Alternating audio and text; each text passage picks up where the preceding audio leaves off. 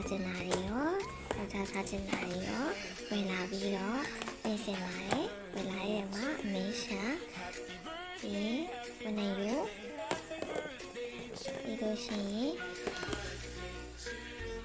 ချက်ထောက်ချက်ခေါက်ငါ့ကိုနည်းနည်းချင်း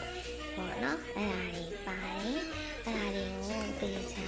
စေကြောတန့်စင်ပြီးရခါမှာကိုကြိုက်တဲ့အရာပါလေးနဲ့နေထားမယ်ကိုစားချင်တဲ့ပုံစံလေးနဲ့အရာပါတင်ထားပြီးတော့အဲ့လိုဘူးလေးနဲ့တန့်စင်ပြီးတော့ရေခဲစတာတွေကိုထည့်ပြီးတော့တင်ထားပါတယ်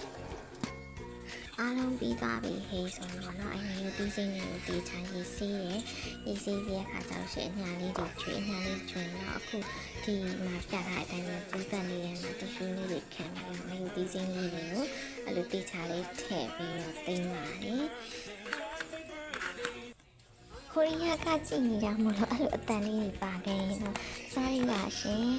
ပြီးလို့ရှိရင်တော့နည်းနည်းမျိုးလည်းအဲ့လိုစားရည်လေးနဲ့စိမ့်နေပေါ့နော်အရင်ကစားရည်လေးနဲ့စိမ့်ထားပြီးတော့မှရေကိုနှစ်ရေလောက်ထပ်စီးတယ်အဲ့ဒါပြီးတော့မှဒီချာလေးချွေပြီးတော့နည်းနည်းမျိုးအဲ့လိုအရိုးရှည်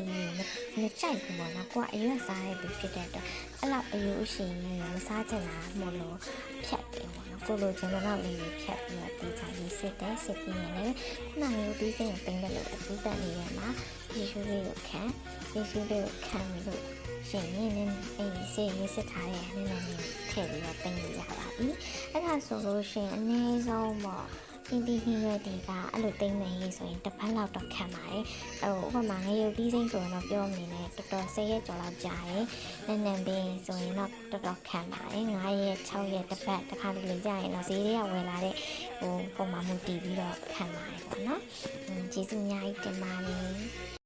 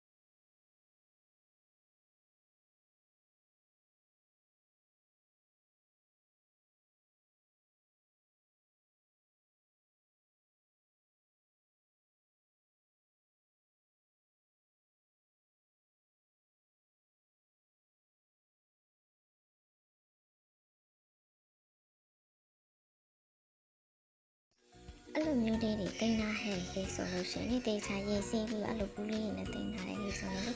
ကြာလဲခံပြီးတော့ကိုဘယ်ချိန်ခဏခဏစိတ်မကောင်းနိုင်တဲ့သူတွေအတွက်ဆိုရင်တော့အရင်အဆင်ပြေပါတယ်ရှင်ကျေးဇူးများတင်ပါတယ်